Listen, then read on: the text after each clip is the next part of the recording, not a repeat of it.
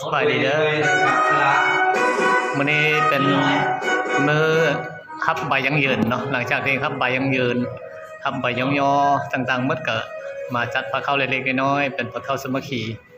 มิตรภาพระหว่างกันโบหรือว่ากันโบชิงเวียนลาวเฮา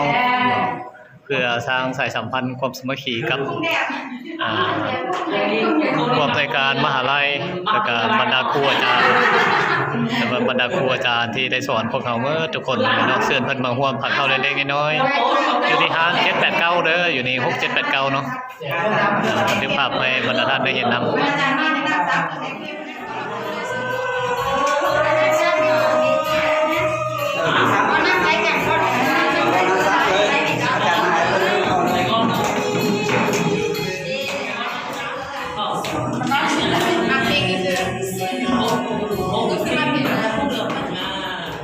นี่เด้อเป็นพาเข้าสมัคคีเล็กๆน้อยๆที่พนักงาน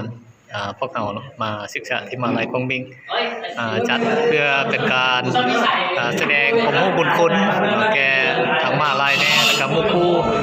รูอาจารย์ที่ได้สอนพวกเราตลอด9 เดือนผ่านมาเนาะไอ้ใหญ่เพิ่นมาร่วมเนาะไอ้ใหญ่อยู่สันติบาลกับกงบิงนี่เนาะเพิ่นมาร่วมเพิ่นก็มีน้ำมีเบียร์มีของฝากของต้อนมาพร้อมเนาะ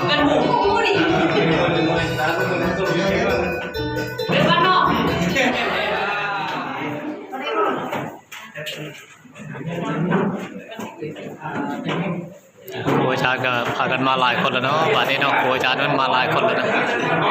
นั่งก่อนมาเนี่ย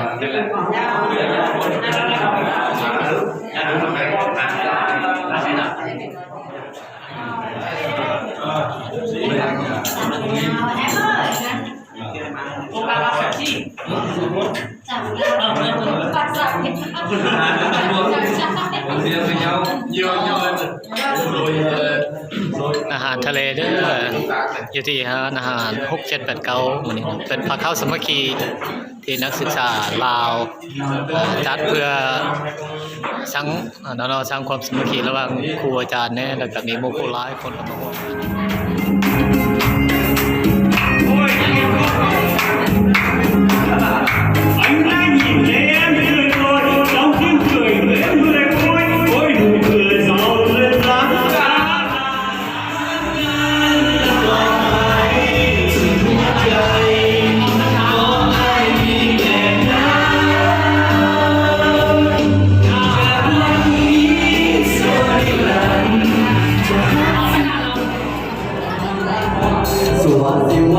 มาแล้วดิ